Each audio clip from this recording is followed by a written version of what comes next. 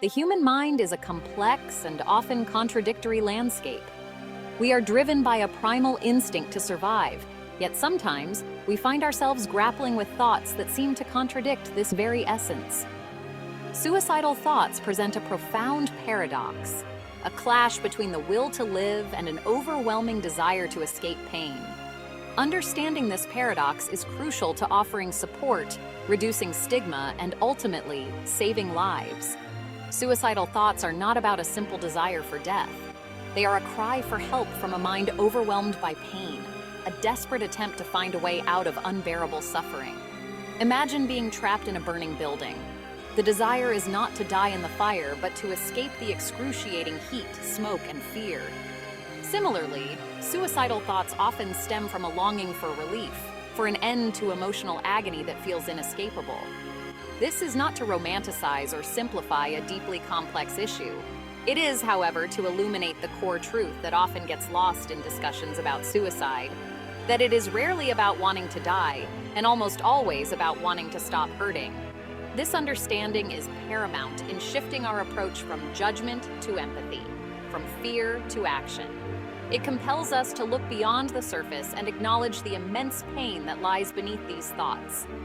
By recognizing the paradoxical nature of suicidal thinking, we can begin to dismantle the stigma surrounding it and create a space for open, compassionate dialogue. This understanding paves the way for offering meaningful support and guidance to those who feel lost in the darkness of their own minds. The human experience is a tapestry woven with threads of joy, sorrow, love, loss, and countless other emotions. We navigate this tapestry with varying degrees of success, our resilience tested by life's inevitable challenges. For some, the weight of emotional pain becomes so heavy, so all-consuming, that they find themselves teetering on the precipice of despair.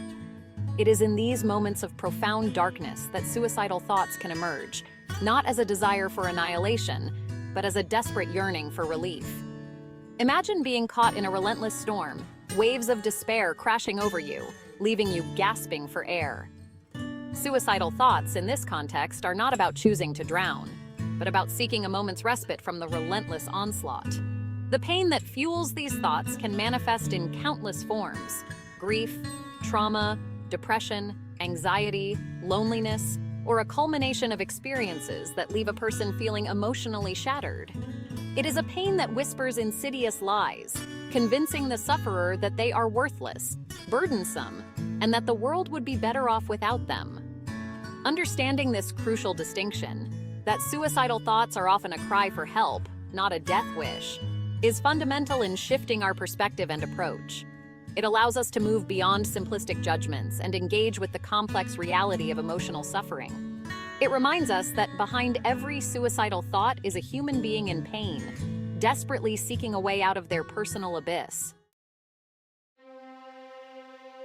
Deep within the very fabric of our being lies a primal instinct, the will to survive. It is the force that propels us forward, even in the face of adversity, urging us to persevere, to cling to life.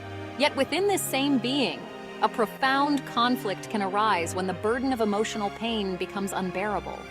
Suicidal thoughts emerge, not as a negation of the survival instinct, but as a competing force, a desperate plea for peace in the midst of a raging internal storm.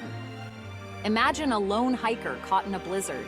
The instinct to survive kicks in, urging them to seek shelter, to conserve energy, to fight for life. But as the storm rages on, relentlessly, the cold seeping into their bones, a dangerous thought can creep in. Perhaps surrendering to the blizzard would bring peace, an end to the suffering.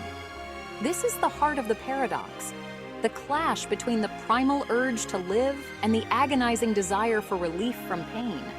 This conflict is not a sign of weakness, but a testament to the immense pressure that emotional suffering can exert on the human psyche. It highlights the profound disconnect that can occur between the mind and body, between the will to live and the longing for peace when pain becomes all-encompassing. Understanding this internal battle is crucial for offering support and fostering empathy. It allows us to see beyond the surface of suicidal thoughts and recognize the immense struggle taking place within.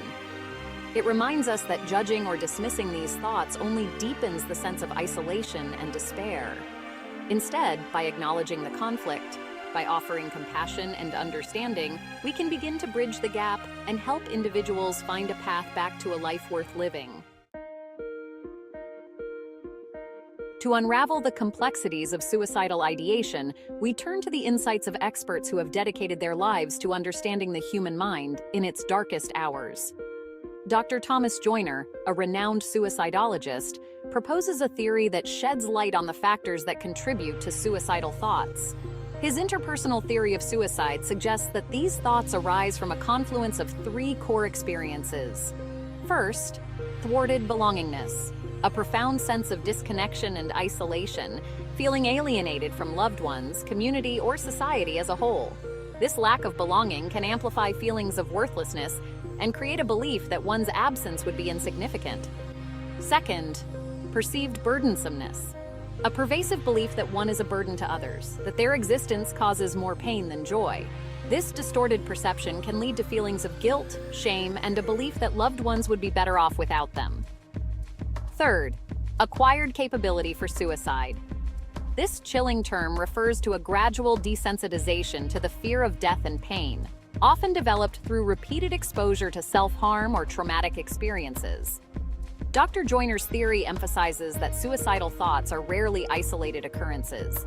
They are often the culmination of complex psychological and social factors that converge, creating a perfect storm of despair. By understanding these underlying factors, we can move beyond simplistic explanations and develop more effective strategies for prevention and intervention.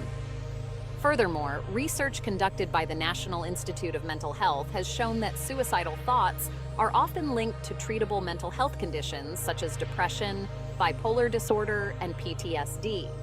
This underscores the importance of seeking professional help and emphasizes that with proper treatment and support, recovery is possible.